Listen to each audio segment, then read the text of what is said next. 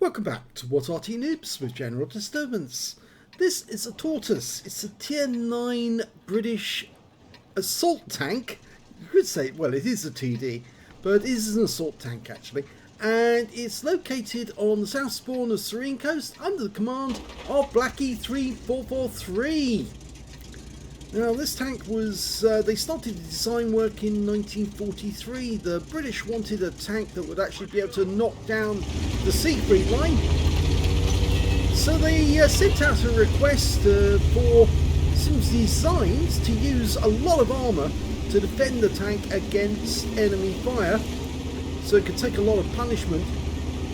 And this thing does have a lot of armour. At the front it's 273mm. And that's 152.4mm at the sides and 101.6mm at the rear, so it's just basically a huge steel pillbox. But it's got a very big gun at the front as well, which is the Ordnance quick firing 32 pounder capable of 400 alpha and penetrating through 259mm of armour. Basically it's a 120mm caliber, but it is really powerful, and it's got a fast fire rate as well. 6.81 seconds is the normal reload, and you can see Blacky's got it down to 6.48, so it's very fast firing. Now a lot of people play TDs, they'll sit at the back and actually shoot from a distance. This is one of the other type of TDs. You get in the enemy's face and you shoot them at very close range until they give up. It's very difficult to take these tanks down, and in fact actually the only place you can really take these down, the weak spot, is that machine gun turret on top of the casemate, which is a weak spot, and there's also a weak spot on another Beezer machine gun the other side of the front. Okay, Blacky's been spotted, tries his first round but doesn't get anything for it. Now he's actually firing the APCR to start with, and he's now starting to put holes into that E4, who really wasn't paying attention. But he is now, and the E4's got a lot of armour, but you can see that he's just bounced around from a 155mm gun on a T95. It actually went right off the roof of the turret, of the casement. Now he's angry, and that 155mm round actually did go through for 771, and he's now being hit by a Bisonte as well. One easily through the side of the E4, and the E4 is bugging out because he knows he's in danger. That Bisonte doesn't realise that he's got paper thin armour, and yeah, he's been shot in the drive wheel now, so he is in a lot of trouble, because now Blacky can go to work on him. In fact, there you go, he's out the game. In the hands of the right person, the Tortoise can be absolutely devastating. Well, he's only on top of the batch at 155-58 to aim at, but he's trying for a pixel shot.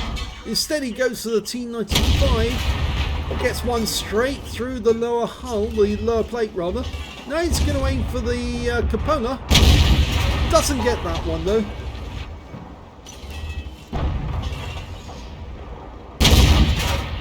Now the Tortoise has got a Meteor engine to push it about. 650 brake horsepower from a V12. I suppose you might say if you're American, a gasoline engine. He takes care of the batch at 155-58. It's a petrol engine or gasoline, whichever way you want to look at it. So it's got a lot of power, the same sort of engine that you would find on a Cromwell, but on a tank this heavy, and it is a heavy tank. It's 81 tons in weight, and most of it solid metal. Oh, a lot of hits now coming in, but he's weathering them. He's still got half his hit points and he's still in the fight. Gets one through the front of the turret on the Type 4. Can he take care of this T124? Not yet, but he bounced another round. He's now block damage of 1,500 hit points. Type 4 doesn't want to play. Trying to get a shot. Oh, he's hiding. He's well and truly hidden. He'd auto bounce at that angle. So I think, oh, bounced another round. That was an 85mm. And the LT432 then resorts. He actually did manage to get one through the machine gun holder, I think. And he takes another shot. Oh, Team 124. He had the opportunity to there. He could have actually put one right through the side of that E4 and finished him off. Now, I'm not sure that he realises that E4 might be able to come round behind him. He's looking for the opportunity to squeeze through the gap and come in behind whilst Blackie is engaged with the Type 4. Type 4's going to go. If he can get it through the shoulder, yes he does. Okay, now the E4's in trouble because he actually gets shot from behind by a GSOR 1008 who's way back over there. So actually Blackie going around the corner to deal with the Type 4 lured the E4 out of position and enabled his teammates to get some shots. Okay, he's blocked another shot from that LT432. If we look at his, yeah, you can see the machine gun port has taken some damage. People have been aiming for the weak spot. Now the enemy tanks are now close to our cap area, so Blackie's decided instead of actually going forward and dealing with the 432, he's actually going to head back to his own cap and try and take the enemy on there. They are capping with 2. It's not a very fast tank, only 20 kilometers an hour forwards, even with that 650 horsepower. Torsion bar suspension as well. And there's one of these at the Tank Museum of Bovingdon. Originally, Nuffield, who designed it, came up with 18 separate designs, and design number 8016, according to them, was the one that was accepted. But the Tortoise is actually the A39. I think that LT432 is about to die. Yeah, he made a big boo-boo there because he actually went into the water and allowed Blackie to block him from coming out unless he got shot. A very clever move because he could either force him to stay in the water and drown him, or he could shoot him the moment he tried to come out.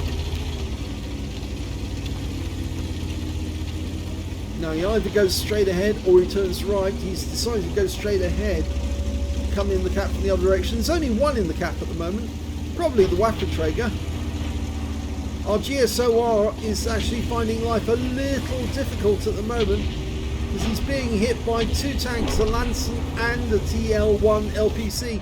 But they're going to have a difficult time trying to deal with a Tortoise. Here they come. Yeah, one shot's all it takes from that 32-pounder to take the Lanson out. And who's next? Will the TL1 LPC be stupid enough to come through? Well, I think Blackie's going to have to go to the cap. He has to get the reset. And if that means the TL1 LPC comes up behind him, so be it. But the gun's at the pointy end, so you have to engage the enemy from the front.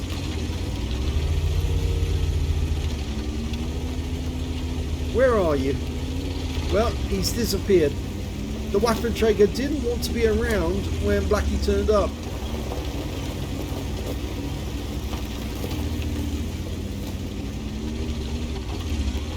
Well, Blackie's decided to stick around the cap area and wait for them to come to him. They're going to have to come here. They can't ignore the cap. And if they do, it will end up with being a draw. But, yep, they're going to have to come to him. He's got 5 kills already, so he's got the potential to get a top gun.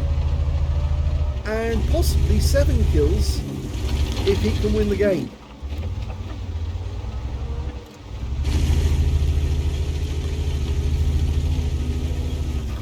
Now, he hasn't been detected, so I suspect that the enemy pulled out of the cap because they knew he was coming, but they don't know where he is at the moment.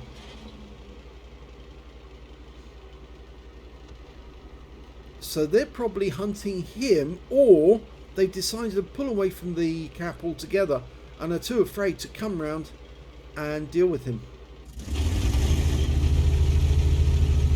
He's nicely placed in this position. Nobody can get behind him. Oh, he's been detected now, and it's an auto-detect from the Wacky Traeger, who's now going to die. Yep, one shot's all it takes, and now it's just a TL1 LPC who takes that shot for 424, high roll, and he's going to die off the next shell. Oh, he didn't! He managed to bounce that one off his front plate. But he won't be able to stay like that forever. That one hit the tracks. One through the turret will be enough. That's it. He's won the game. Blacky wins in this game. Here's the end of battle results for blacky3443 in the Tortoise. He managed to get his first ace tanker in this game. Yes, you only get the scrolls the first time, and he got them, which means this is the first one. He also managed to get a fire for effect for doing more damage than the hit points for his own vehicle, a shell proof for blocking more damage than the hit points of your own vehicle, a spotter badge for spotting at least 1,000 hit points of damage, a duelist for taking down 2 tanks who damaged him, a hand of God for surviving the battle and received damage from 4 different enemy tanks, a bruiser medal for getting at least 5 critical hits. He managed to get 7 in this one. He also picked up a couple of, well, 3 battle hero medals in this one. He got the high caliber for dealing the most damage in the game, a top gun for getting at least 6 kills, and a steel wall for blocking the most damage in this game. His win rate from the game, 8,901, which is more than Super Unicum standard. So very well done indeed. You have to scroll the page to see all the damage you did. Let's have a look at team score. 4,915 hit points of damage. He was the only one over 4,000 when it came to damage. The next high scorer being their Waffenträger with 3,502, followed by our Striv 103B who got 3,131, and he picked up a Confederate. When it came to kills, he had the highest number of those with 7. 4 kills went to the TL1 LPC, who managed to get a Oskins medal, and 3 kills went to the GSOR 1008 on Blacky's team. And when it came to base XP, he's got the top in that one, so he's got the top in all 3 columns. 1,585 goes to Blacky, the next high scorer being the LT432 on his own team with 871, and the GSOR 1008 on the enemy on his own team with 801. Sorry, I almost said the enemy team, but they didn't have one of those. Let's have a look at the detail report. He fired 27 rounds in that game, got 21 direct hits and 15 penetrations. Damage of 4,915 hit points, of which only 345 was at more than 300 meters, so the majority of the damage at close range. He received 19 hits from the enemy in that game, only 4 of which actually penetrated, and I think most of those actually went through the machine gun port at the top, but one of them did go through the hull, and I think that was the T110E4. 11 non-penetrations and 4 hits by way of splash damage. 3,430 hit points of damage were blocked by the armour.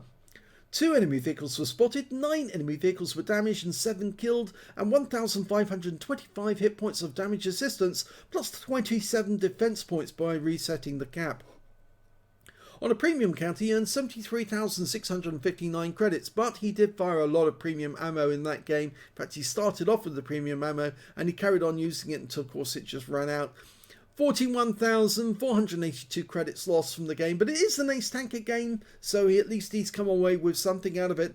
2,377 XP, 9,512 for completing a mission, and took away 11,889 experience points altogether. I think actually you could say that was a very good game for the Tortoise, because it just goes to show how efficient it can be as an assault tank, getting in the enemy's face and forcing them to come to terms with the fact that this thing has just monster armor. And I like the way he actually lured around that E4. I thought he was actually going to go up against the Type 4, and then the E4 would come around behind him and start shooting him in the rear, so he was actually caught in a crossfire. But by luring that E4 out of his position, he actually made him a nice little target for the GSOR at a distance, and so actually got rid of 2 enemies fairly promptly. But the other good thing was that Blacky did actually return to the cap. Instead of carrying on to try and get to the enemy cap and kill all the tanks ahead of him, he actually did return to deal with the enemies at his own cap, and by doing so it actually made it easier to win this game. So well done to blacky3443. I hope you enjoyed that replay. If you did, please give this video a like. Do subscribe to our channel, leave a comment down below because it feeds the algorithm. And thank you for watching.